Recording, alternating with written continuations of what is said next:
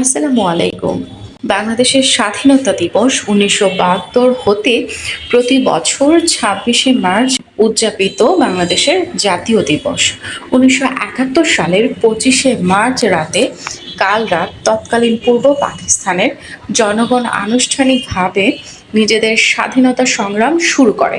২৬শে মার্চ স্বাধীনতা দিবস। স্বাধীনতা শব্দটা মনে হলে এক ধরনের অনুভূতি কাজ করে, একেবারে অন্য রকম, সব থেকে আলাদা, ভিন্নধর্মী এক অনুভূতি। জানি না কেন এই অনুভূতিটা আরো বেশি গভীর হয় যখন দেখি অন্যান্য দেশে যুদ্ধ হচ্ছে, যখন শুনি হাজারো লোক মারা যাচ্ছে, অমানবিক কিছু চিত্র যখন চোখের সামনে ভেসে ওঠে, শুনি তাদের স্বাধীনতার জন্য আকুল আত্মচিৎকার, তখন নিজেকে খুব বেশি ভাগ্যবান মনে হয় একজন স্বাধীন দেশের নাগরিক হবার জন্য। প্রতিবার নামাজে আল্লাহর কাছে হাজারবার কৃতজ্ঞতা জানাই, আলহামদুলিল্লাহ, যে আমাদের দেশটা স্বাধীন। ১৯৭১ সালের এক রক্তক্ষয়ী যুদ্ধের পর আমরা অর্জন করি আমাদের বহু কাঙ্ক্ষিত স্বাধীনতা।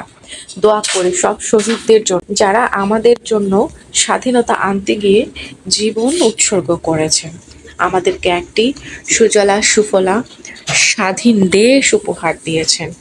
স্কুলে থাকতে একটা ভাব সম্প্রসারণ পড়তাম, স্বাধীনতা অর্জনের চেয়ে রক্ষা করা কঠিন।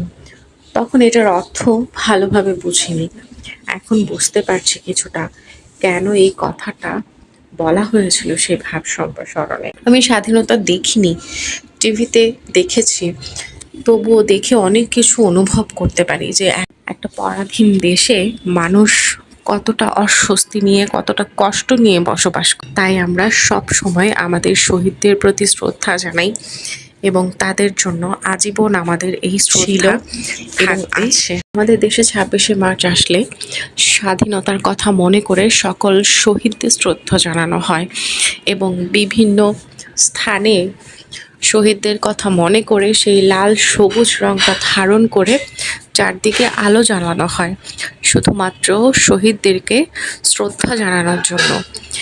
এই শ্রদ্ধা, শহীদদের প্রতি শ্রদ্ধা, আমাদের বাঙালির গর্ব এই শহীদরা, যারা আমাদেরকে একটা স্বাধীন দেশ এনে দিয়েছেন, নতুন সূর্য উপহার দিয়েছেন। আগামীর যেই ছোট্ট ছোট্ট শিশু, তাদেরকে একটি স্বাধীন দেশ উপহার দিয়েছেন। শহীদরা যদি এই দেশ স্বাধীন না করতেন, আমরা আজও পরাধীন একটা দেশে বসবাস করতাম। তাদের জন্যই আমরা মাথা উঁচু করে সম্মানের সাথে আমাদের দেশে বসবাস করতে পারছি। তাই শহীদদের প্রতি জানাই আবারও শ্রদ্ধা।